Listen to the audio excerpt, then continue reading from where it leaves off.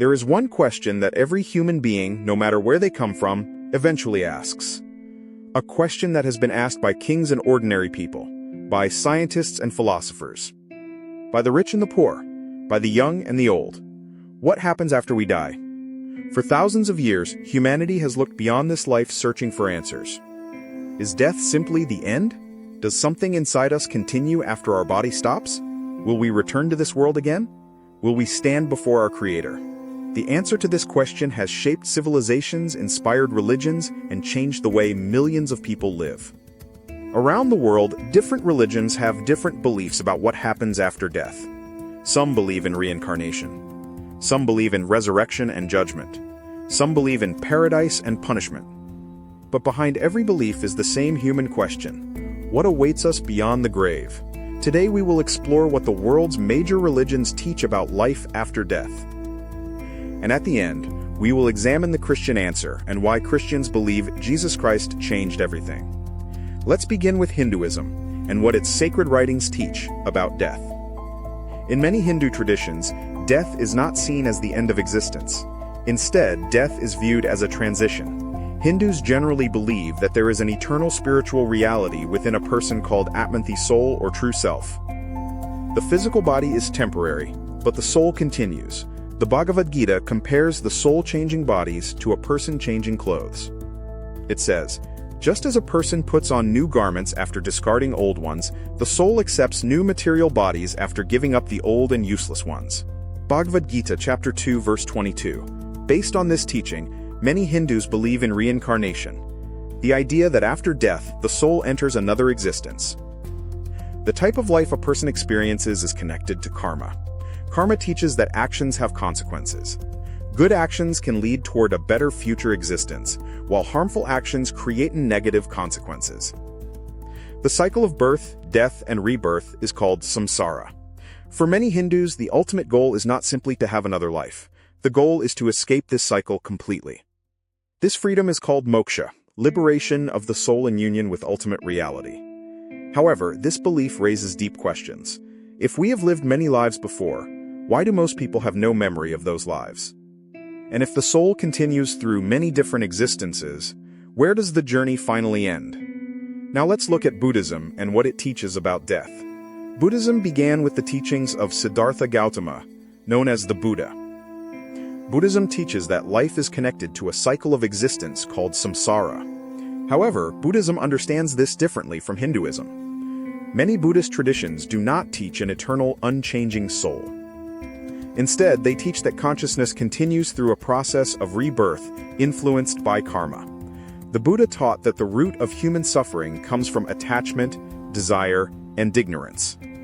According to Buddhist teachings, people remain trapped in the cycle of suffering because they continue to desire and cling to temporary things. The ultimate goal is to reach enlightenment and achieve nirvana. Nirvana is described as freedom from suffering, desire, and the cycle of rebirth. The Buddhist path focuses on wisdom, moral living, meditation, and understanding reality. The question many people ask is, if there is no eternal soul, what exactly continues after death? Now let's examine Judaism and its teachings about the afterlife. Jewish beliefs about death have developed throughout history, and different Jewish communities have different understandings. However, many Jewish traditions include the belief in resurrection and a future restoration by God.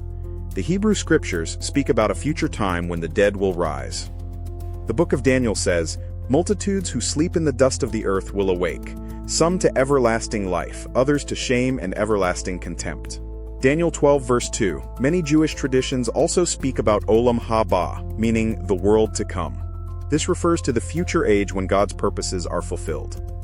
Judaism places strong emphasis on living faithfully before God, following His commandments, and preparing for the future He has promised. The question remains, what will happen when God finally restores creation and brings His judgment? Now let's explore Islam and what the Quran teaches about death. In Islam, death is not considered the end. Muslims believe that every human being has a soul and that after death there will be resurrection and judgment. The Quran says, every soul will taste death, then to us you will be returned. Quran 29:57. Muslims believe that Allah will raise all people from the dead on the Day of Judgment. On that day, every person's deeds will be examined. Nothing will be hidden from Allah. The Quran teaches that those who believe in Allah and live according to His commands may enter Jannah, paradise. Paradise is described as a place of peace, reward, and blessing. Those who reject Allah and turn away from His commands face punishment. Islam emphasizes that human beings are accountable before Allah and that this life is a test preparing people for the life to come. After looking at these different beliefs, one thing becomes clear. Humanity has always believed that life has a deeper meaning. Across cultures and generations, people have searched for answers about eternity. But the greatest question remains, what happens after death? Is there a way to know? Is there someone who has defeated death itself? This brings us to Christianity. Christianity teaches that death entered the world because of sin, but God did not abandon humanity. Instead, Christians believe that God reached out to mankind through Jesus Christ. The Christian message is different from simply saying the soul continues. Christianity teaches resurrection, not just a spiritual existence, but the restoration of life by the power of God. Jesus did not only teach about eternal life. He claimed authority over death. During his ministry, Jesus raised the dead, healed the sick, and showed God's power and compassion. But the central event of Christianity is the death and resurrection of Jesus Christ. Christians believe that Jesus was crucified, buried, and on the third day he rose from the grave. The Apostle Paul wrote in 1 Corinthians 15 verse 55, "Where, O death, is your victory? Where, O death, is your sting?" So the resurrection is the foundation of Christian hope, because Christianity is not only a belief about what happens after death. It is a relationship with the one Christians believe defeated death. Jesus said in John 11:25, "I am the resurrection and the life. The one who believes in me will live, even though they die." Christianity teaches that eternal life is not earned through human perfection. It is a gift from God through faith in Jesus Christ. The Bible promises that one day God will wipe away every tear. There will be no more suffering. No more pain, no more death. The book of Revelation says He will wipe every tear from their eyes. There will be no more death or mourning or crying or pain. Revelation 21:4. So every person watching this video will one day face the reality of death. The question is not whether death will come.